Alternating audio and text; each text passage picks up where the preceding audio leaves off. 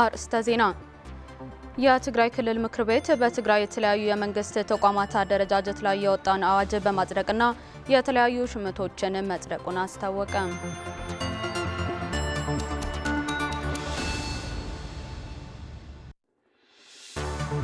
ለ12ኛ ክፍል ሀገራዊ ፈተና የተሻለ ውጤት ለማስመዝገብ አስፈላጊ ቅድመ ዝግጅት እያደረጉ መሆኑን የቀላሚኖ ልዩ ሁለተኛ ደረጃ ትምህርት ቤት ተማሪዎች ገለጹ።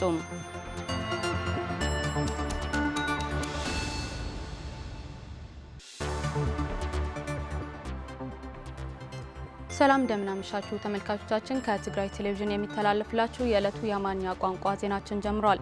ማሌ ጸጋይ ዜናዎችን በመምራት ከመላው ስቱዲዮ አባላት ጋር ቆይታ እናደርጋለን። አብራችሁን ቆዩ።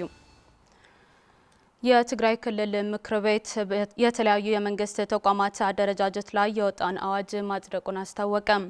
ምክር ቤቱ ባካሄደው 6ኛ ዘመን 4ኛ አስቸኳይ ጉባኤ አዋጁን መሰረት በማድረግ ከምክር ቤቱ አባላት ጋር ውይይት ያደረገ ሲሆን አዋጁ የጸደቀበት ዋና ዓላማ ተቋማት በመደጋገፍ ፈጣንና ህዝባዊ አገልግሎት እንዲያከናውኑና ልማት ለማረጋገጥ ታሳቢ ያደረገ መሆኑን አመላክቷል።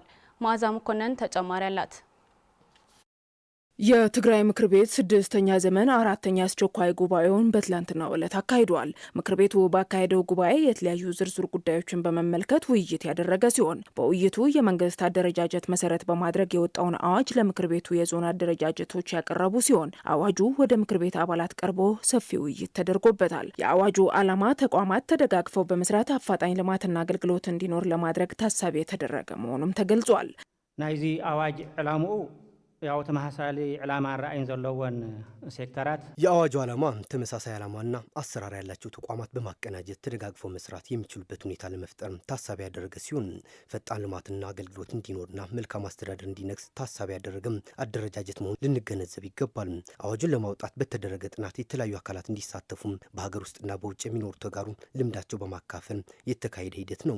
አዋጁ መሰረት ተደርጎ የዞን አደረጃጀቶች የተለያዩ ሀሳቦችን ያቀረቡ ሲሆን በተለይም የተዋቀሩት አደረጃጀቶች አሁናዊ ሁኔታን መሰረት ያደረጉ ስለመሆናቸው ጥያቄ ተነስቷል። ይህ በእንዲህ እንዳለም አሁናዊ የትግራይ ሁኔታ በተለይም የኢትዮጵያ መንግስት የፕሪቶሪያውን ስምምነት መጣሱ ተከትሎ በትግራይ ቀጣይ የሚኖረው ሂደትም ከምክር ቤቱ አባላት ጥያቄዎች ተነስተው ምላሽም ተሰጥቶባቸዋል። እቶም ሕጂ ዝተጣየሹ ቤት ዕዮታት ምስናይ ሕጂ ዘሎ ህሉ ኩነታት ናይ ትግራይ በአዋጁ የተቋቋሙት ተቋማት አሁን ያለውን የትግራይ ሁኔታ ያገናዘቡ አደረጃጀቶች ናቸው ወይ የሚል ጥያቄ አለ። ሌላው መሬትና ማዕድን ለየብቻ ተቋማት ሆኖ መጥቷል። መሬትና ማዕድን እንዴት መለየት ይቻላል? ማዕድን ያለው መሬት ላይ ነው። የመሬት ዋስትናስ እንዴት ይታያል? ቀዳማይ ኮሚሽን ስምምነት ፕሪቶሪያ ንምንታይ ይፈሪሱ ምስ ፌደራልስ የፕሪቶሪያው ስምምነት ለምንድን ነው የፈረሰው? ከፌዴራል ጋር የሚኖረው ግንኙነትስ እንዴት ነው የሚሆነው? ድርድር ይኖራል ወይ? በሰላም እንፈተዋለን የሚለውን እንዴት ይቀናጃል? ሌላው አዋጁ እያንዳንዱ የመንግስት ተቋማት ለአሰራር የሚያመች ህግና ደንብ ተግባራዊ ቢደረግ እንዲሁም ተቋማት ለህዝቡ አፋጣኝ አገልግሎት እንዲሰጡ በህግ ቢደገፉ መልካም ነው። ተሃፍቲ በጣም ገዚፍ ሃፍቲ እትናይ ማዕድን ሃፍቲ ከምት ሁላትና ንፈልጦ የማዕድን ሀብት ትልቅ ነው። በርካታ ችግሮችም አሉት። ሆኖም ግን በቀጣይ ይህንን ሀብት እንዴት ነው ማስተዳደር ያለብን የሚል እስከታች በመውረድ ሌሎች የቴክኖሎጂ ግብአቶችን በመጨመር ይህ ትልቅ ሀብት ካልተጠቀምንበት ሌላ አደጋም ይዞብን ስለሚመጣ ከመሬት አስተዳደር ብቻ ሳይሆን ከሌሎች ባለድርሻ አካላት ጋር በመግባባት ሊሰራበት እንደሚገባ ነው ታሳቢ የተደረገው። እዚ ናይ ተደራዳሪ ስምምዕ ፕሪቶሪያ ዝምልከት ዝነበረ ሴክሬታሪያት ፕሪቶሪያን የሚመለከት ባለፉት ጊዜያት ምክር ቤቱ ግልጽ የሆነ ውሳኔ አስተላልፏል። ስምምነቱ በፌዴራል መንግስት ድርቅና መፈጸም አልቻለም። ስለዚህ ይህ ስምምነት ፈርሷል። ይህ ስንል ግን የሰላም ድርድርና ስምምነት በሮች ተዘግተዋል ማለት አይደለም። በትግራይ ህዝብና መንግስት በኩል በየጊዜው ለሰላም ዝግጁ መሆናችን እየገለጽን መጥተናል። ይህ ምራችን ነው። ስለዚህ ሁሉም የሰላም አማራጮች ክፍት ናቸው። የመንግስት ተቋማት አደረጃጀታቸው የትግራይ ህዝብን ህልውና በሚያረጋግጥ መልኩ መሆን እንዳለበትም በመድረኩ ተገልጿል። ምርጋጽ ህላወን ድሕንነትን ህዝብ ትግራይ ክኸውን ኣለዎ ዝብል የጸደቀው አዋጅ የትግራይ ህዝብ ህልውና የሚያረጋግጥ መሆን አለበት የሚል ለተነሳው ጥያቄ አደረጃጀቱ የትግራይ ህዝብ ሰላምና ደህንነት ላይ መሰረት ያደረገ ነው። ሀሳቡ ተገቢ ነው። ተቋማቱ እነዚህን ቁልፍ ፕሮግራሞች ይዘው መስራት ይገባል። በመድረኩ አዋጁን መሰረት ተደርጎ ከመድረኩ የተነሱ አጠቃላይ ሀሳቦች ወሳኝና ወቅታዊ ጉዳዮች መሆናቸውም የትግራይ ክልል ፕሬዝዳንት ዶክተር ደብረጽዮን ገብረ ሚካኤል ገልጸዋል። ማለትም ሰልዓሉ ብርክት ዝበሉ ጉዳያት ቅድመይ ዝኖሩ ኃላፊነት ዘለዎም አካላት የተነሱ ሰፋፊ ጉዳዮች ማብራሪያ ተሰጥቶባቸዋል። በአደረጃጀቱ ላይ የተነሱ ሀሳቦች ትክክል ናቸው። አደረጃጀቱ ምክር ቤቱ ላይም መጽደቅ አለበት። ካልጸደቀ መስራት አንችልም በሚል ነው የተደረገው። ህጋዊ አሰራር እንዲኖር ታሳቢ በማድረግና ወደ ስርዓት ለማስገባት የተደረገ አካሄድ ነው። ተቋማዊ አሰራር እንዲኖርም ታሳቢ የተደረገ ነው። አዋጁ በምክር ቤቱ አባላት ሰፊ ውይይት ከተደረገበት በኋላም በሙሉ ድምፅ ጸድቋል።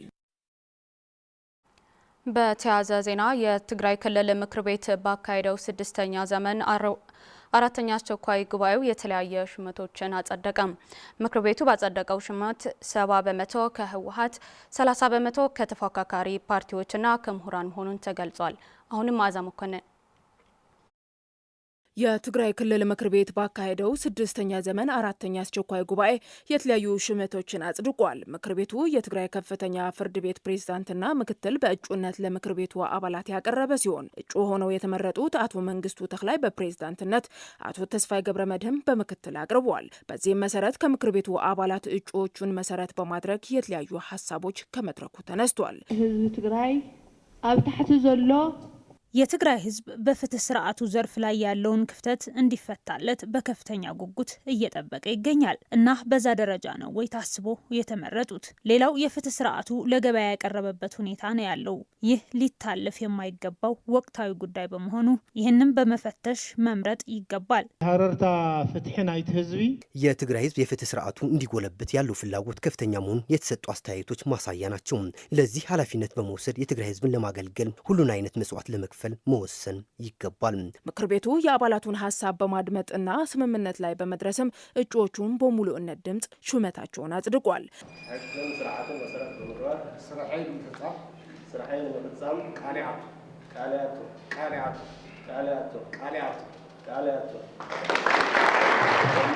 ከምኡውን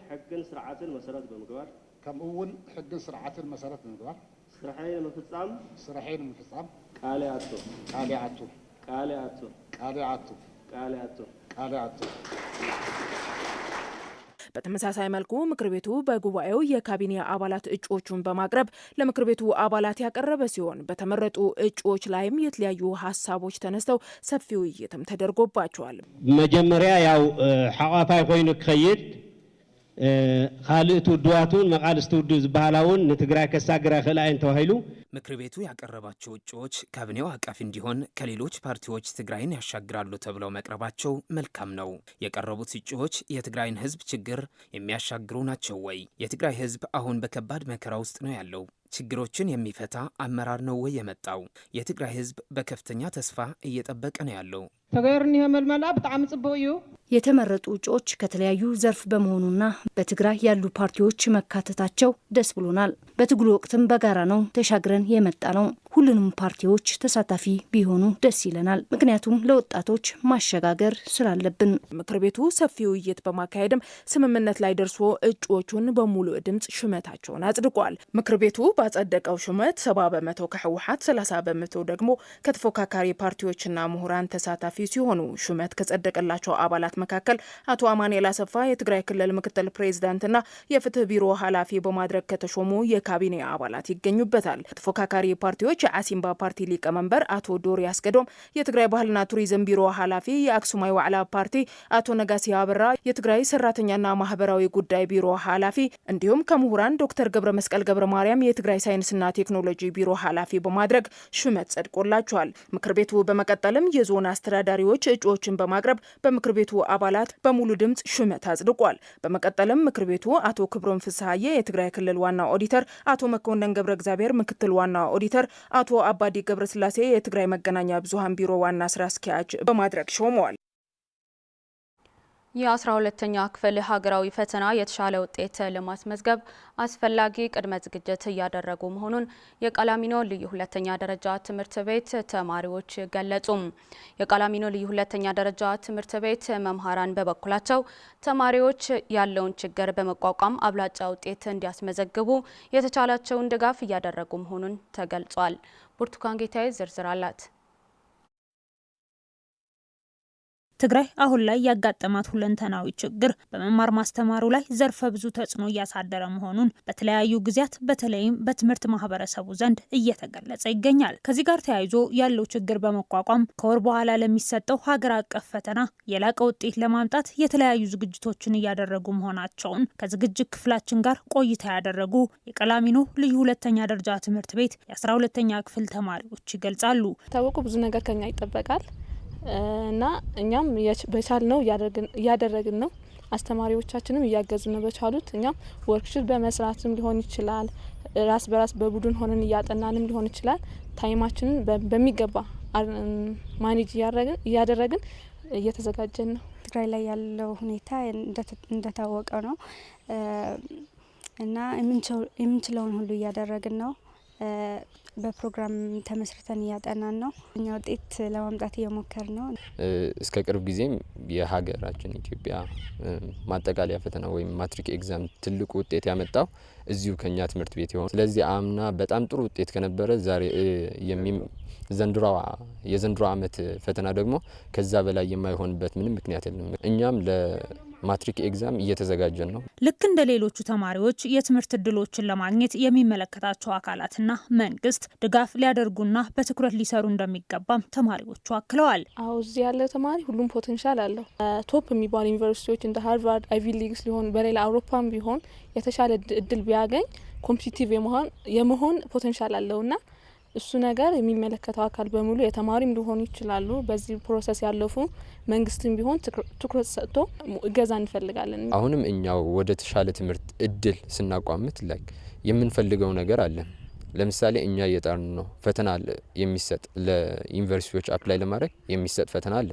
እነርሱም ፈተና እያጠናን ነው፣ እየተዘጋጀን ነው። ግን የሚጠይቁት ክፍያ አለ። ያ ክፍያ ደግሞ አብዛኛው ተማሪያችን አፎርድ ማድረግ አይችልም። ያንን ነገር መሸፈን የሚችል አካል ከተገኘ እስካሁን ድረስ እየተሸፈነ የቃላሚኖ ተማሪዎች ሲፈተኑ ቆይተዋል። በቅርብ ጊዜ ግን አቁሟል ያ ነገርና ያንን ነገር መሻሻል ከተቻለ። የቃላሚኖ ልዩ ሁለተኛ ደረጃ ትምህርት ቤት መምህር አብርሃ ገብረትንሳኤ ተማሪዎቹ የተሻለ ውጤት እንዲያስመዘግቡ መምህራንም ያለውን ችግር ተቋቁመው የተለያዩ ድጋፎች ለማድረግ እየጣሩ መሆናቸውን ተናግረዋል። በእግራችን ተጉዘን ጧት እዚህ እየደረስን ተማሪዎቻችንን ለማገዝ ብዙ የትምህርት ቤቱ ሰራተኛ እና የአስተዳደር ሰራተኛ በትራንስፖርት እጥረት ብዙ እንግልት እየደረሰበት ነው።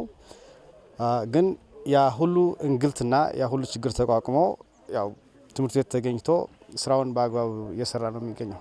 የቃላሚኖ ልዩ ሁለተኛ ደረጃ ትምህርት ቤት የትምህርት ጉዳዮች ኃላፊ መምህር ለአካ አረፈ በበኩላቸው የትምህርት ቤቱ የትምህርት ማህበረሰብ በአጠቃላይ ያለውን ችግር በመቋቋም ተማሪዎች አብላጫ ውጤት እንዲያስመዘግቡ የተቻላቸውን ድጋፍ እያደረጉ መሆናቸውን አብራርተዋል። በቀጣይ ወራት ከሰኔ 24 ጀምሮ እስከ ሐምሌ 17 በሚሰጠው ፈተና የኛ ተማሪዎችም 58 ተማሪዎች ወደ ሀገራዊ ፈተና 12ኛ ክፍል ዝግጅት እያደረጉ ነው። እዚህ ላይ ዝግጅት ላይም አስተማሪዎችም ተማሪዎችም የተለያዩ ችግሮችን ተቋቁመው ዝግጅተኛታቸውን በደንብ ጥልቀት ባለው መልክ እንዲዘጋጁ የስነ ልቦና እርዳታም እየተደረገላቸው በዝግጅት ላይ ናቸው።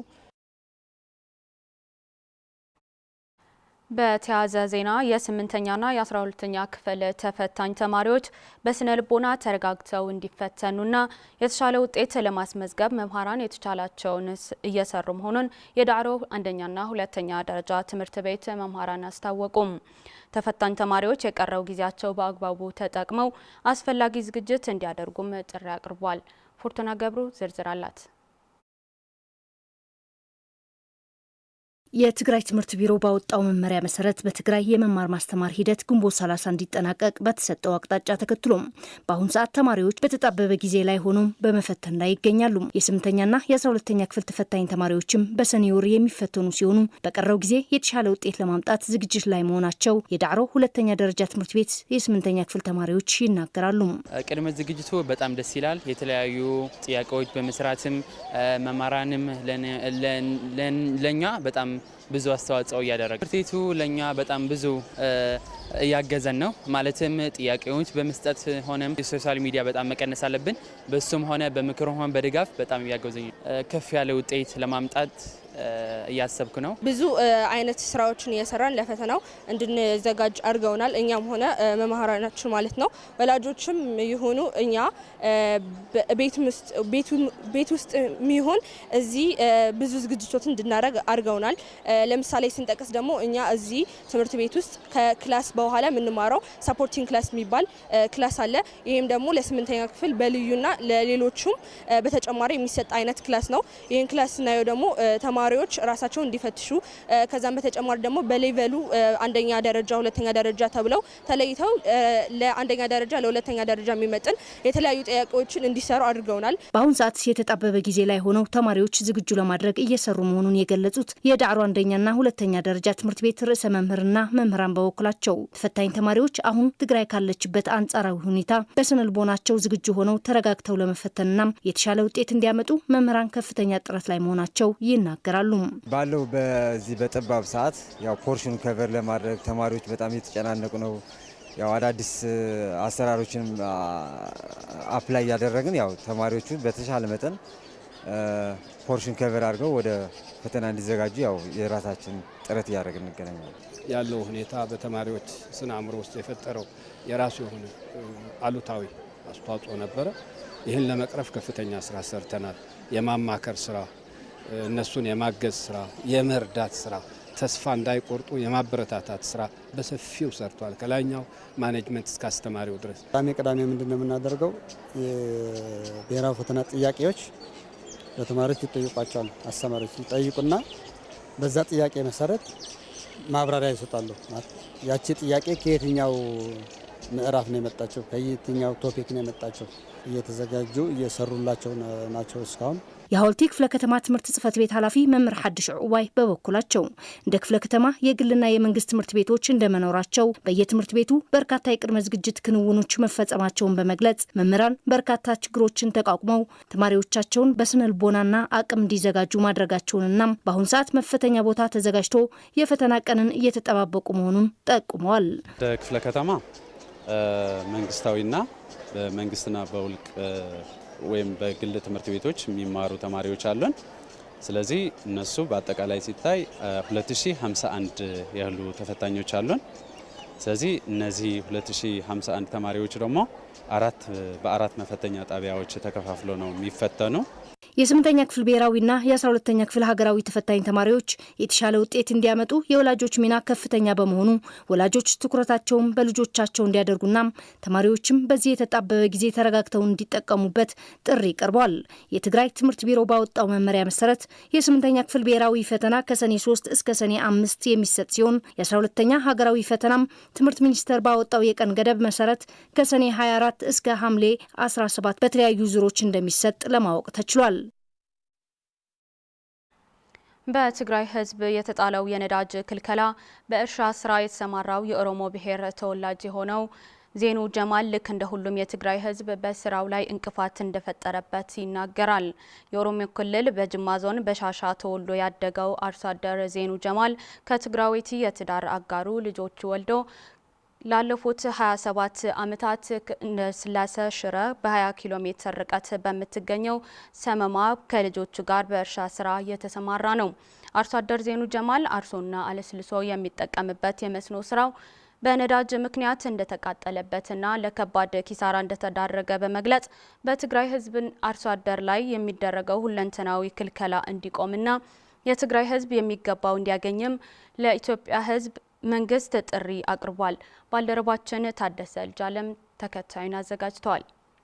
ጋዲ ደሚ ሰደተፋ ከነ ከሳ በረጋሪስ በረገዴስ ወጂኒ ደበርሲራን በረከና አቲሞ ኑሚዲን ኡመተ ኢትዮጵያ ሲሚዲን ኡመተ ትግራይ ሲሚዲን ቀልቢ ወረዱ ነጋኑክን የዛሬው ባለ ታሪካችን ከኦሮሚያ ክልል ጅማ ከተማ በሻሻ ተወልዶ ያደገው ዜኑ ጀማል ነው። በወጣትነቱ ሀገር ለመጠበቅ ወደ ውትድርና ተቀላቅሎ ወደ ኢትዮ ኤርትራ የዘመተ ሲሆን ከዛም ዜኑ በክብር ከተሰናበተው በኋላ ወደ ተወለደበት ቀይ መመለስ አልፈለገም። ትግራይ አብዝቶ ከመውደዱ የተነሳና የህዝብ አቃፊነትና መልካምነት ታስቦ ከትግራዊት ባለቤቱ ጋር ትዳር መስርቶ ለመኖር ወሰነ።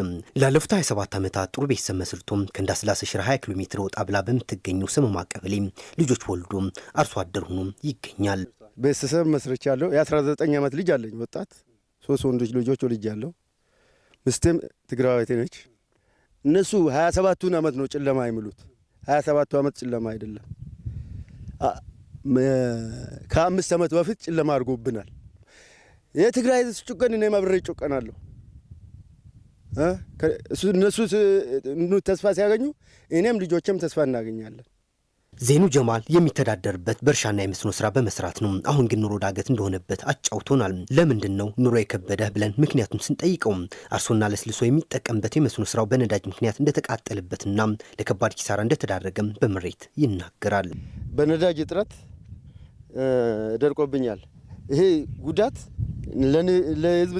ለትግራይ ህዝብ ብቻ አይደለም፣ ለእኔም ለኦሮሞ ተወላጁም እየበደለኝ ነው። ይሄ ከዚህ ጋር ነው አንድ ላይ የሰራሁት። በነዳጅ እጥረት ነው የጠፋው። ደርቋል። ለምን? ውሃ እጥረት ነው። ጊዜው አልደረሰም። ነዳጅ ስለሌለኝ አቋርጬዋለሁ። በዚህ ምክንያት ተቃጥሏል። ክሳራ እንጂ ትርፍ የለውም። ይሄን ብቻ ነው የምታየው ያለው እንጂ በየቦታው ዙሪያ ብታየው የህዝብ ትግራይ ራብ ላይ ወድቋል። አርሶ አደሩ ማለት ነው። አርሶ አደሩ ምንም የለውም። ያለማው በሙሉ ወድቋል። ተስፋ የለውም። ለትግራይ አርሶ አደር ብቻ ሳይሆን ለኔም ነው ሞት የተፈረደብኝ የሚለው ዜኑ የትግራይ አርሶ አደርስ ምን አደረገ? የሀገርና የሰፈርህ ልጅ አቅፎ ባኖርም ይህ ሁሉ በደልና ስቃይ አይገባውም በማለት ለኢትዮጵያ መንግስት በምሬት መልእክቱን አስተላልፏል። አሁን እባክህን ይህንን ህዝብ አትበድለው። የትግራይ ህዝብ ሰላም ወዳድ፣ ደግ፣ የራሱን እንጂ ሰው የማይፈልግ ከየት መጣክ የማይል ህዝብ መሆኑን እኔ ምስክር ነኝ ሲል አብሮ በመልካምና በመጥፎ ጊዜ አብሮ የኖረበትን የትግራይ ህዝብ ደግነት ለመላው ህዝብ ህያው ምስክርነትና መልእክቱን አስተላልፏል። የትግራይ ህዝብ እኮ ሰው ወዳጅ ነው። እንግዳ ተቀባይ ነው። ያለውን አብሮ ቆርሶ የሚበላ ነው ከመጣው እንግዳ ጋር።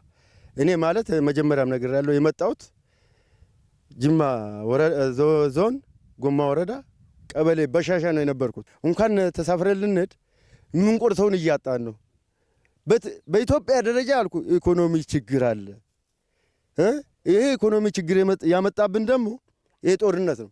ጦርነት አይጠቅመንም። ሰው ይበላል፣ ኢኮኖሚን ይበላል፣ ሁሉን ነገር ይበላል። ሁሉን ነገር የሚያስተካክል ምንድን ነው? ፍቅር፣ ሰላም። ሰላም ካለ ሁሉ ነገር አለ። አትግደል፣ አትጨፍጭፍ። ሰላም ያስፈልገናል። የኦሮሞ ህዝብም ሰላም ነው የሚፈልገው። የትግራይ ህዝብም ሰላም ነው የሚፈልገው። የሚያገናኘኝ ድንበር የለም ወይም ምን የሚያገናኘኝ ነገር አታባላን ነው የምለው። ኦቦ ዶክተር አብይ ወንትን ሲንጀዱ አኒስ ኢጆሌ በሻሻ አቲስ ኢጆሌ በሻሻ ኡመኒ ትግራይ ናሀመቴ ስስ በረጋ ባዬ ሀመቴ ደበ ወጅኒን ደበርትኔራ ሀመሞ ሀመተሜን ወጅኒን ጅራታ ጅራ ኡመተ ትግራይ እሚድን አኒስ ሚደሙ ሳን በርባዶ ወኒ ኛተ ኛደን ቡላ ወኒ ቤላይ ቡላ አቲስ ከበጀኑ ከንዲሚ ከነጫላ ወንትን ስትዱበዱ እንጅሩ። ዜናዎቻችን አብቅተዋል። አብራችሁን ስለነበራችሁ እናመሰግናለን። በያላችሁበት ሰላም